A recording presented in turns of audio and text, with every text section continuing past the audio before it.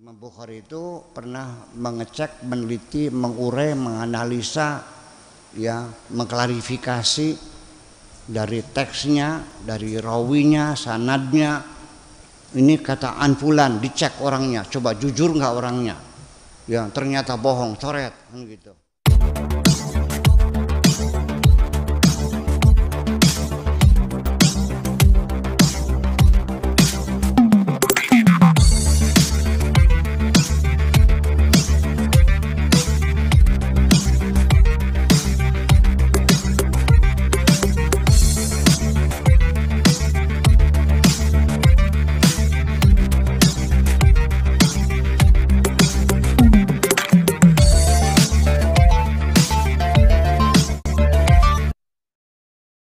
Apa kabar para sahabat?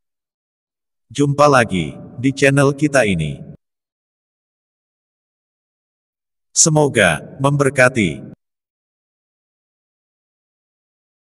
Video bahasan kita kali ini.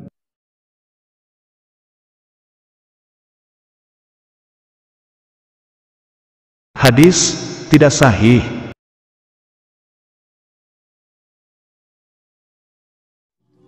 Hadis merupakan salah satu sumber dari ajaran Islam.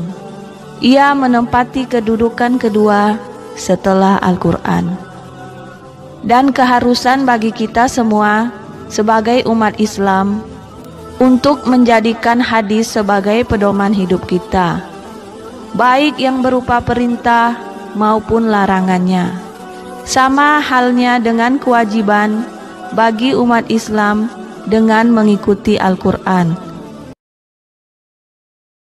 Sebelum video dilanjut, yang belum subscribe silahkan subscribe, share sebanyak-banyaknya kepada rekan-rekan Anda, dan jangan lupa, diklik tombol loncengnya, supaya setiap upload video baru Anda dapat notifikasinya.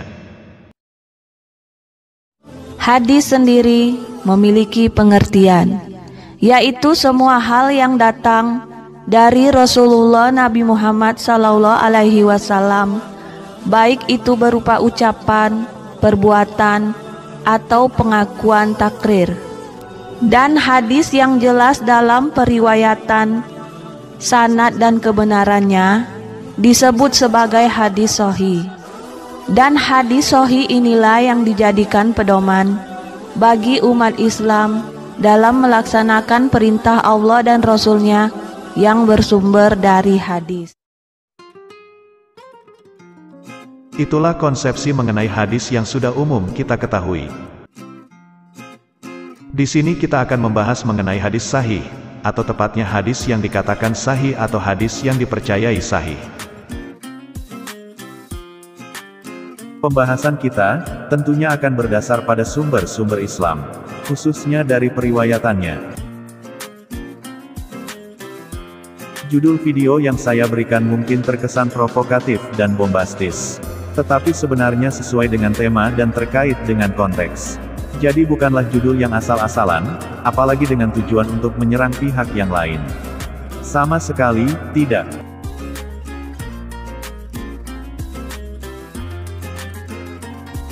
Isi video ini pun hanyalah mengungkap fakta yang ada di sekitar hadis, mengenai penulisnya terutama, karena the man behind the gun itulah yang berperan sangat besar dalam perwujudan hadis itu.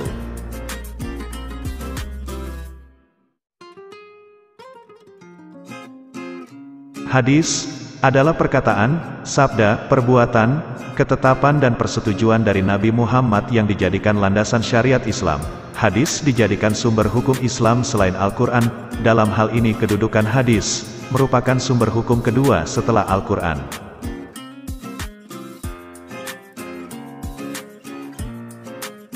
Seperti kita ketahui, dari sekian banyak hadis, para ulama sepakat menetapkan hanya 6 kitab hadis yang utama, yang disebut kutub al-sitah, kutubus sitah.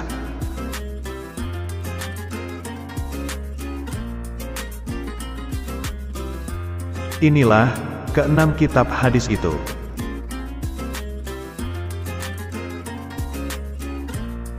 1. Sahih Bukhari.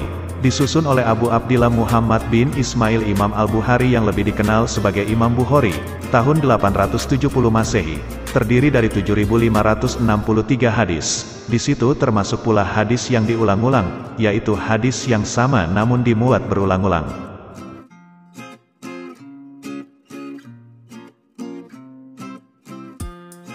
Dua, Sahih Muslim, disusun oleh Al-Imam Abul Husain Muslim bin Al-Hajjaj Al-Qushairi An-Naisaburi atau sering dikenal sebagai Imam Muslim, 821-875,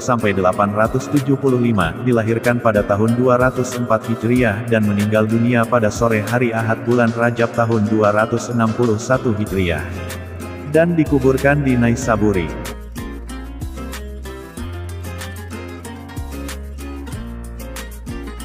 Koleksi hadis ini di kalangan Muslim Sunni adalah koleksi terbaik kedua setelah Sahih Bukhari.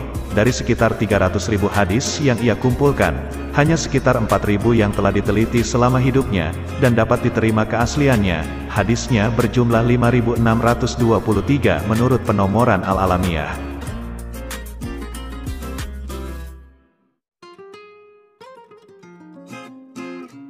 3. As-Sunan As-Sugra, juga dikenali sebagai Sunan An-Nasai, adalah kitab hadis Ahlus Sunnah wal Jamaah yang dikumpulkan oleh Ahmad bin Syuaib Al-Khurasani atau lebih dikenal sebagai Imam Nasai, dilahirkan pada tahun 215 Hijriah, demikian menurut Az-Zahabi, dan meninggal dunia pada hari Senin tanggal 13 Safar 303 Hijriah di Palestina, lalu dikuburkan di Baitul Maqdis. Hadisnya berjumlah 5.270 hadis.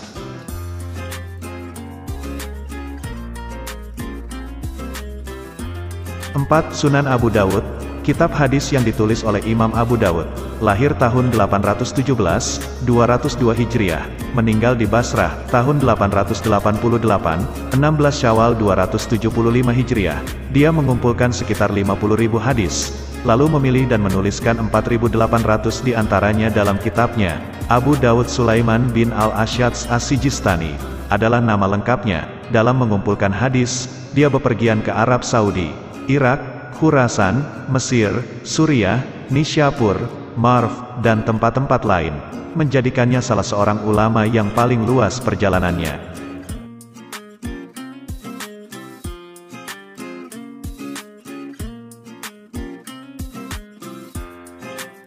5. Jami At-Tirmidzi atau lebih dikenal dengan Sunan At-Tirmidzi adalah kitab kumpulan hadits yang disusun oleh Muhammad bin Isa At-Tirmidzi atau lebih dikenal sebagai At-Tirmidzi. Kitab ini adalah kitab nomor 5 di antara 6 kitab rujukan utama Islam Sunni atau disebut Hadits Kutubus Sittah sesuai dengan urutan prioritasnya. Kitab ini terbagi dalam 50 bab berisi 3.956 buah teks hadis. Isinya meliputi 8 pokok bahasan hukum.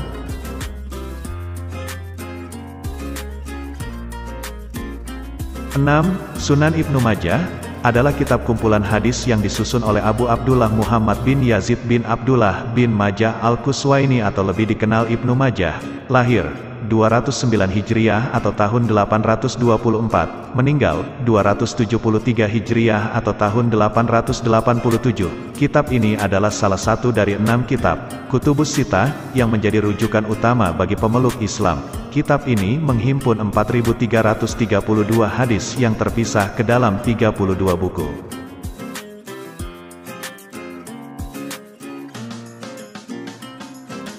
Itulah ke-6 kitab hadis itu.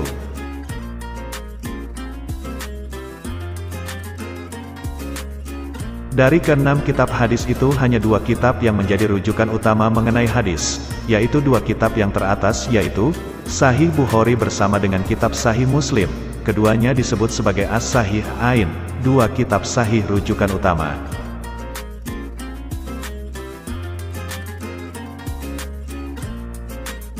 Dengan begitu, hadis dari Imam Bukhari adalah kitab hadis yang paling utama dari semua kitab hadis yang ada.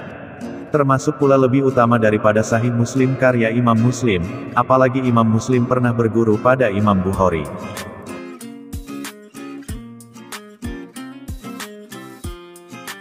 Nah, di sini kita memilih untuk membahas Sahih Bukhari sebagai kitab hadis yang utama. Tentu saja dengan mengabaikan kitab-kitab hadis yang lainnya. Karena pokok bahasan kita hanya fokus kepada Imam Bukhari secara pribadi.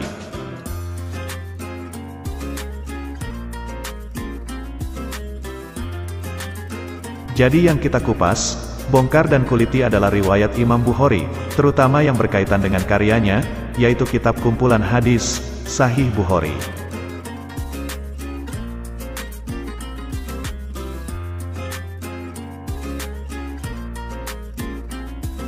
Abu Abdillah Muhammad bin Ismail al-Bukhari atau lebih dikenal Imam Bukhari, lahir di Bukhara, Uzbekistan, 13 Syawal 194 Hijriah, tanggal 21 Juli tahun 810, wafat di Kartang, 1 Syawal 256 Hijriah, tanggal 1 September tahun 870. Tak lama setelah lahir, dia kehilangan penglihatannya. Namun konon berkat doa-doa dari ibunya, Bukhari kecil mendapatkan kembali penglihatannya.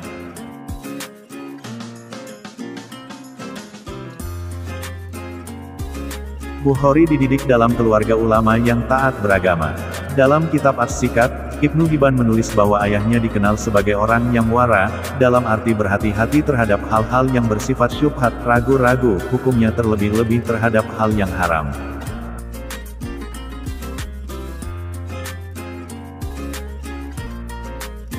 Ayahnya adalah seorang ulama bermazhab Maliki, dan merupakan murid dari Imam Malik, ulama besar dan ahli fikih. Ayahnya wafat ketika Bukhari masih kecil.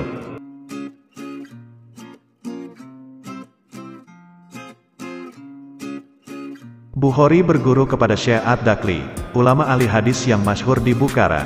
Pada usia 16 tahun bersama keluarganya, ia mengunjungi kota suci terutama Mekah dan Madinah, di mana di kedua kota suci itu dia mengikuti kajian para guru besar hadits.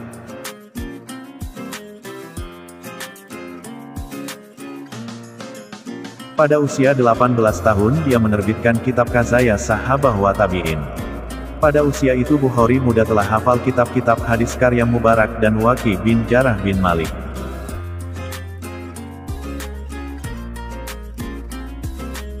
Bersama gurunya Syekh Ishaq, Bukhari menghimpun hadis-hadis sahih dalam satu kitab setelah menyaring dari 1 juta hadis yang diriwayatkan oleh 80.000 perawi menjadi hanya 7.275 hadis saja.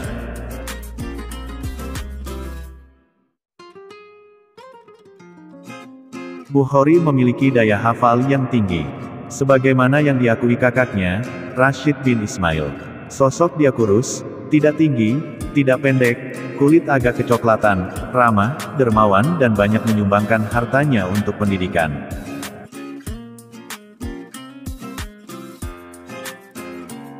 Untuk mengumpulkan dan menyeleksi hadis sahih, Bukhari menghabiskan waktu selama 16 tahun untuk mengunjungi berbagai kota, guna menemui para perawi hadis, mengumpulkan dan menyeleksi hadisnya.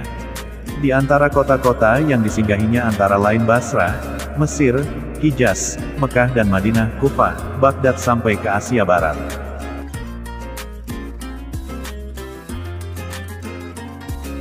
Namun tidak semua hadis yang ia hafal kemudian diriwayatkan, melainkan terlebih dahulu diseleksi dengan sangat ketat, di antaranya apakah sanad, riwayat dari hadis tersebut bersambung dan apakah perawi, periwayat, pembawa, hadis itu terpercaya dan sikah, kuat.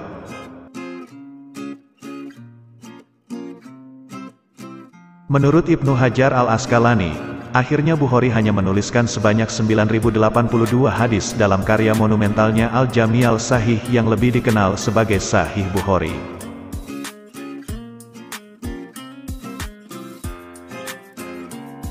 Inilah yang menjadi pokok pembahasan kita mengenai Imam Bukhari, yaitu hafal sebanyak 600.000 hadis.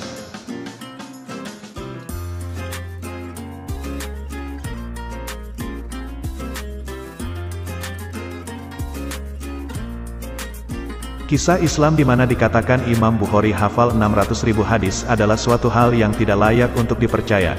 Kita bandingkan saja dengan Al-Quran. Banyak orang yang dapat menghafal Al-Quran 30 juz 6.236 ayat. Hal itu mungkin karena Al-Quran itu dilafalkan dengan dilagukan, sehingga bisa dihafal.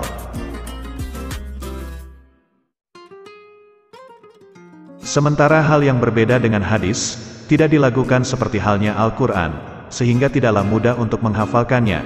Jadi cerita tentang Bukhari yang hafal 600.000 hadis hanyalah dongeng untuk orang-orang bodoh saja.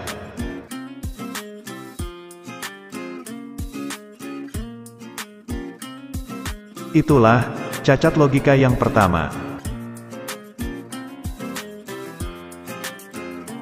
Kelebihan Sahih Bukhari atas Sahih Muslim, antara lain, karena Imam Bukhari mensyaratkan kepastian bertemunya dua perawi yang secara struktural sebagai guru dan murid dalam hadis muanan, agar dapat dihukumi bahwa sanadnya bersambung.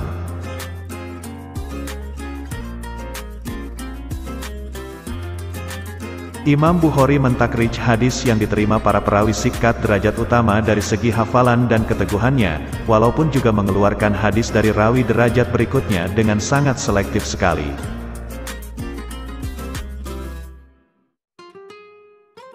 Dari situ jelas, Imam Bukhari memerlukan waktu yang sangat banyak untuk menyeleksi hadis-hadisnya itu. Karena Bukhari harus bepergian ke banyak tempat untuk menemui sumber-sumber hadisnya. Apakah perawinya memenuhi syarat ataukah tidak? Seperti kita ketahui, Bukhari memberlakukan syarat yang sangat ketat dalam menyeleksi hadis-hadisnya.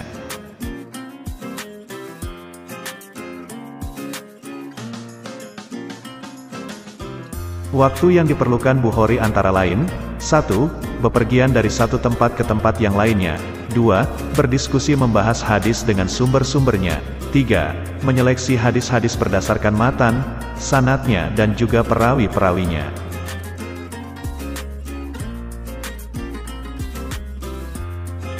Bukhari lahir tahun 810 dan kemudian wafat tahun 870 pada usia 60 tahun. Yang umum kita ketahui bersama, Imam Bukhari menghabiskan waktu 16 tahun dalam menyelesaikan karya monumentalnya, yaitu Kitab Hadis Sahih Bukhari.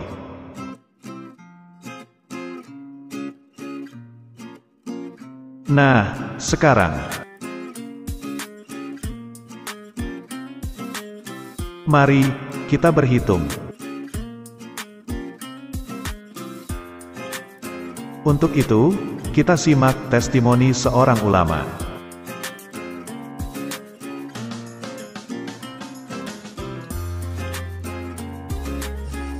Imam Bukhari itu pernah mengecek, meneliti, mengurai, menganalisa, ya, mengklarifikasi dari teksnya, dari rawinya, sanadnya. Ini kata fulan, dicek orangnya, coba jujur nggak orangnya.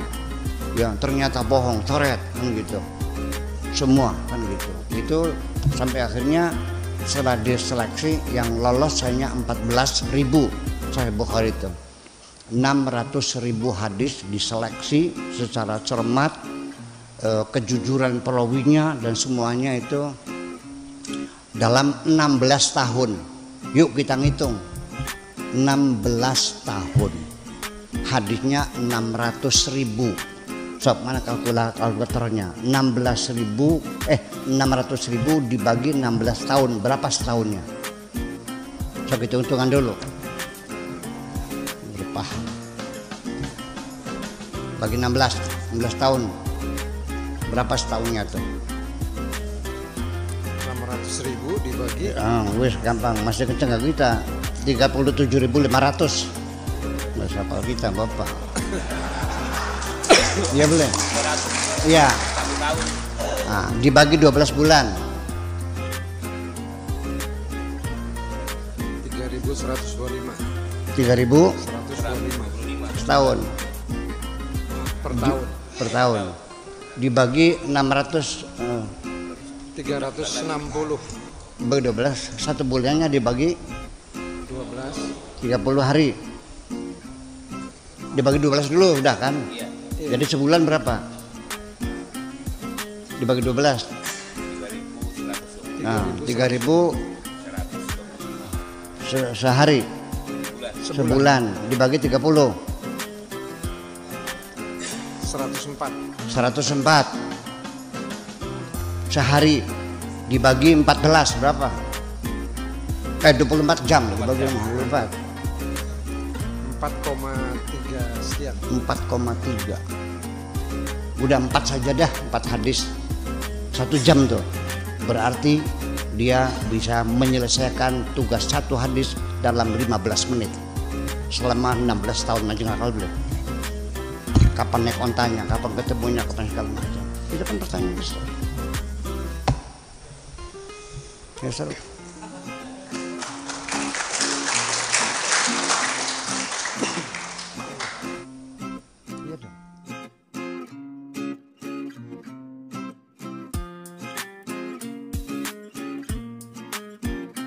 Itulah tadi, testimoni dari seorang ulama yang telah menghabiskan waktu 20 tahun lebih, belajar Islam di Timur Tengah.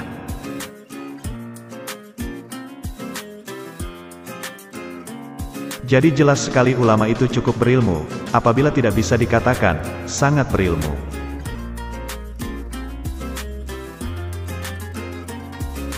Inilah, cacat logika yang kedua. Itulah fakta yang kita dapati, mengenai proses pembentukan hadis dari Imam Bukhari.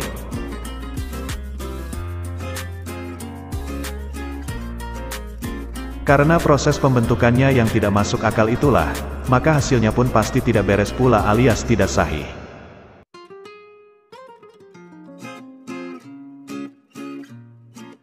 Apabila hadis yang paling utama saja ternyata tidak sahih, bagaimana pula dengan hadis-hadis yang lainnya? Bisa saja fakta yang ada jauh lebih parah.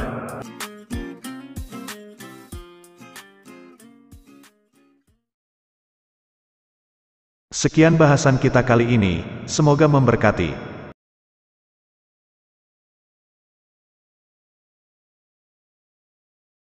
Terbukti, hadis tidak sahih.